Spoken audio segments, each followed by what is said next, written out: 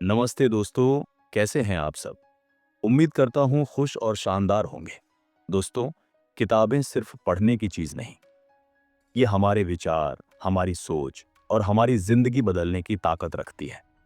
और इसी सफर में आपका स्वागत है ग्रो विद समरी में, जहां हम हर महान किताब का सार आसान भाषा में दिल से आपके लिए लेकर आते हैं। तो चलिए दोस्तों, ज्ञान की ये नई यात्रा शुरू करते हैं, यहीं ग्रो विद समरी के साथ। आज हम बात करने वाले हैं दुनिया के सबसे पावरफुल आदमी रतन टाटा की उस किताब की जिसने लाखों लोगों की सोच बदल दी। A titan of industry, humanity and nation building. इस किताब को हमने दो भागों में बांटा है, क्योंकि इसके हर एक शब्द में जिंदगी बदल देने वाली ताकत छुपी हुई है। अभी जो आप सुनेंगे वह पार्ट 1 है, और पार्ट 2 अगली वीडियो में आएगा, जहां भावनाएं और सीख दोनों ओर गहरी होंगी। तो चलिए दोस्तों, दिल और दिमाग को खोलकर इस वीडियो को शुरू करते हैं। सर्द सुबह की खिली हुई धूप खिड़की से अंदर आ रही थी। कमरे में एक अजीब सी शांत ऊर्जा भरी थी, मानो समय भी कुछ पल के लिए ठहर गया हो। एक बुजुर्ग मगर बेहद विनम्र से इंसान अपनी कुर्सी पर बैठे थे, हाथ में किताब का एक पन्ना, बगल में चाय का प्याला, और चेहरे पर वो प्यारी सी मुस्कान जिसे देखकर किसी को भी लगे कि दुनिया में अच्छाई अब भी बाकी है। यही वो इंसान है जिन्हें दुनिया रतन टाटा के नाम से जानती है। पर सच्चाई ये है कि रतन टाटा सिर्फ एक नाम नहीं, एक एहसास है। एक ऐसा एहसास जो आपको इंसानियत में भरोसा दिलाता है। कहानी शुरू होती है उन दिनों से जब दुनिया उन्हें बिजनेस टाइटन नहीं, बस एक साधारण बच्चे के रूप में देखती थी। बचपन में उनके पिता माँ अलग हो गए थे। ये उम्र वो होती है जब बच्चे अपने माता पिता के साए में घुलते मिलते हैं, सपने बनाते हैं, सवाल करते हैं। लेकिन रतन ने उस उम्र में एक चीज बहुत जल्दी सीख ली, दर्द को समझना, बिखराव को महसूस करना। शायद इसी वजह से बड़े होकर उन्होंने कभी किसी के दिल को दुखाने वाले फैसले नहीं लिए। उन्होंने हमेशा इंसान को पहले रखा। ये दर्द उन्हें कठोर नहीं, बल्कि और भी मुलायम बना गया। छोटे रतन अपनी दादी लेडी नरेंद्र टाटा के साथ रहते थे। दादी के अंदर जितनी मजबूती थी, उतनी ही ममता भी। जब रतन किसी बात से परेशान होते तो दादी सिर्फ इतना कहती, बेटा, इंसान कितना बड़ा है यह उसकी जेब नहीं, उसका दिल बताता है। यही वाक्य आगे चलकर उनके हर फैसले की बुनियाद बन गया। चाहे वो करोड़ों का किसी हादसे में मुआवजा देना हो, या गरीब बच्चों की पढ़ाई का खर्च, या फिर किसी कर्मचारी के परिवार का भविष्य, उन्होंने दिल से फैसले लिए, दिमाग बाद में आया। जब वो थोड़े बड़े हुए और स्कूल जाने लगे तो उन्होंने देखा कि दुनिया उतनी सरल नहीं है जितनी कि उनके आसपास के लोग थे। कभी कभी बच्चे मजाक उड़ा देते, कभी बातें चुप जाती, लेकिन रतन हमेशा चुपचाप सब सह जाते। उनके अंदर गुस्सा नहीं आता था, दर्द आता था, पर वो दर्द उन्हें मजबूत करता रहा। उन्होंने महसूस किया कि दुनिया में दो तरह के लोग होते हैं, एक वो जो दुनिया को अपनी ताकत दिखाते हैं, और दूसरे वो जो दुनिया की तकलीफों को समझते हैं। रतन दूसरे तरह के इंसान थे। जवानी की दहलीज पर कदम रखते ही उन्होंने एक बात महसूस की कि वो दूसरों से अलग हैं। उनके अंदर कुछ बड़ा करने की आग थी, पर वो आग किसी को हराने या किसी को पीछे छोड़ने की नहीं थी। वो आग थी काम आने की। लेकिन किस तरह, किसके लिए, कैसे, शायद उन्हें खुद भी नहीं पता था। समय ने उन्हें धीरे धीरे रास्ता दिखाया। जब उन्होंने टाटा ग्रुप ज्वाइन किया तो शुरुआत में उन्हें कोई खास पहचान नहीं मिली। बहुत से लोग उन्हें बस टाटा परिवार का लड़का समझते थे। कई लोग तो उनसे बात भी ऐसे करते जैसे वो सिर्फ नाम पर आए हों, काबिलियत पर नहीं। लेकिन वो मुस्कुराते रहे। उन्होंने कभी शिकायत नहीं की। वो मानते थे कि इंसान की पहचान पद से नहीं, काम से बनती है। एक दिन तो ऐसा हुआ कि स्टील प्लांट में उन्होंने देखा कि मजदूरों के लिए सुरक्षा लगभग न के बराबर थी। लोग गर्म भट्टियों के पास काम कर रहे थे और कोई ठीक से पूछने वाला तक नहीं था। इस दृश्य ने उन्हें अंदर तक झकझोर दिया। उन्होंने प्रबंधन के सामने आवाज उठाई, अगर ये लोग नहीं रहेंगे तो टाटा क्या रह जाएगा। उस एक बात ने पूरी मीटिंग की दिशा बदल दी। यही वो दिन था जब रतन के भीतर का इंसान पहले बार दहाड़ा।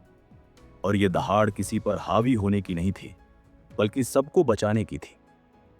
उन्होंने धीरे धीरे काम के तरीके बदले, लोगों के लिए सुरक्षा से लेकर सम्मान तक की नई नीतियां बनाई। पर फिर भी वो कभी खुद को बड़ा नहीं समझते थे। वो फैक्ट्री के छोटे कर्मचारियों के घर जाकर चाय पी लेते, मजदूरों से हाल पूछ लेते। वो कहते, अगर आप लोग खुश हैं तो टाटा खुश है। ये वाक्य उन्होंने सिर्फ बोला नहीं था, जिया था। 1980 के दशक में जब टाटा समूह कठिन दौर से गुजर रहा था, कई लोग मानते थे कि अब ये साम्राज्य कमजोर हो जाएगा। कई कंपनियां घाटे में थीं। लोग कहते थे रतन टाटा को हटाना चाहिए, उनमें लीडरशिप नहीं है। लेकिन उन्होंने हर आलोचना को चुपचाप सुना। वो जानते थे कि इंसान की सबसे बड़ी ताकत उसकी शांत रहने की क्षमता है। फिर आया वह दिन जब उन्हें टाटा समूह का चेयरमैन बनने का मौका मिला। कई लोग खुश नहीं थे। पुरानी पीढ़ी के कुछ लोग कहते थे, ये लड़का टाटा को कहां ले जाएगा। लेकिन रतन ने किसी से कुछ नहीं कहा। उन्होंने बस मुस्कुराकर धन्यवाद किया। शायद लोगों को विश्वास नहीं था, लेकिन रतन ने खुद पर विश्वास नहीं खोया। कहते हैं ना, जब इंसान की नीयत साफ हो तो उसके कदम खुद ब खुद रास्ता खोज लेते हैं। रतन ने टाटा मोटर्स की हालत देखी। कंपनी पिछड़ रही थी। लोग कहते थे कि भारतीय कार कभी दुनिया में नहीं टिक पाएगी। पर रतन ने सपना देखा, एक भारतीय कार दुनिया में खड़ी हो। उन्होंने इंजीनियरों को बुलाया और कहा, हम भारत के लिए कार बनाएंगे और वो कार टाटा की शान होगी। पहली इंडिका बनी, लेकिन शुरुआत में बुरी तरह फेल हो गई। अखबारों ने ताने मारे, लोगों ने मजाक उड़ाया। बोर्ड के कई सदस्यों ने कंपनी बेचने की सलाह दी। कई लोगों ने कहा, रतन टाटा असफल है, वही इंसान जिसने हमेशा दूसरों का दिल रखा था। आज लोग उसके दिल पर चोट कर रहे थे, लेकिन रतन टूटे नहीं। वो एक रात अकेले इंडिका चलाने निकले, एक पुरानी शांत सड़क पर। कार के अंदर सिर्फ इंजन की आवाज और उनका धड़कता हुआ दिल। उन्होंने सोचा, क्या मैं सच में असफल हो गया? क्या मैं भारत की कार का सपना नहीं पूरा कर सकता? फिर उन्हें अपनी दादी की आवाज याद आई, बेटा, जब रास्ता कठिन लगे तो वही रास्ता सही होता है। अगले ही दिन उन्होंने कहा, इंडिका को बेचना नहीं, सुधारना है। हम इसे बेहतर बनाएंगे। ये कार भारत की शान बनेगी। उनके शब्दों में हार नहीं थी, बल्कि भरोसा था। उन्होंने टीम के साथ मिलकर कार को फिर से डिजाइन किया, फीचर सुधारे, टेस्टिंग बढ़ाई। और कुछ महीनों बाद जब नई इंडिका लॉन्च हुई तो उसने रिकॉर्ड तोड़ दिए। जो लोग कल मजाक उड़ा रहे थे, वही आज खड़े होकर ताली बजा रहे थे। लेकिन रतन को इन तालियों की जरूरत नहीं थी। उन्हें जरूरत थी उस संतोष की कि भारत का सपना टूटे नहीं। और वो सपना जीत गया। इसी समय एक घटना हुई जिसने दुनिया को दिखाया कि रतन टाटा क्यों सिर्फ एक बिजनेस आइकन नहीं, बल्कि इंसानियत की मिसाल है। 26 नवंबर की घटना हुई थी। टाटा के ताज होटल को निशाना बनाया गया। पूरा शहर खून, धुएं और चीखों में भर गया था। उस रात रतन टाटा उतने ही दर्द में थे जितना कोई मुंबई का आम नागरिक। हमला खत्म हुआ तो उन्होंने सिर्फ नुकसान नहीं देखा, उन्होंने टूटे हुए सपने देखे, डर से कांपते लोग देखे। उन कर्मचारियों को देखा जिन्होंने ग्राहकों को बचाते हुए अपनी जान दे दी। उन्होंने कहा, यह इमारत फिर से बनेगी, लेकिन पहले उन परिवारों को खड़ा करना है जिन्होंने अपने लोगों को खोया है। उन्होंने पीड़ितों के घर घर जाकर हाल पूछा। कई लोग उन्हें देखकर हैरान रह गए कि इतना बड़ा आदमी हमारे घर क्यों आया। पर रतन के लिए वे सब उनका परिवार थे। उन्होंने हर घायल कर्मचारी, हर पीड़ित परिवार का पूरा खर्च उठाया। किसी को नौकरी दी, किसी को घर। उन्होंने कहा, यह हमारा नहीं, मुंबई का दर्द है और हम इसे महसूस करेंगे। यहीं से दुनिया ने समझा कि टाटा का अर्थ सिर्फ बिजनेस नहीं, इंसानियत है। और रतन उसकी आत्मा। लेकिन कहानी यहां खत्म नहीं होती। साल बीतते गए, पर रतन टाटा के भीतर वही मुलायम सा दिल, वही शांति, वही विनम्रता बनी रही। दुनिया उन्हें एक ऐसे व्यक्ति के रूप में जानने लगी थी जो फैसले दिमाग से नहीं, दिल से लेता है। और जब दिल साफ हो, नीयत सच्ची हो, तो हर मुश्किल खुद छोटे रूप में बदल जाती है।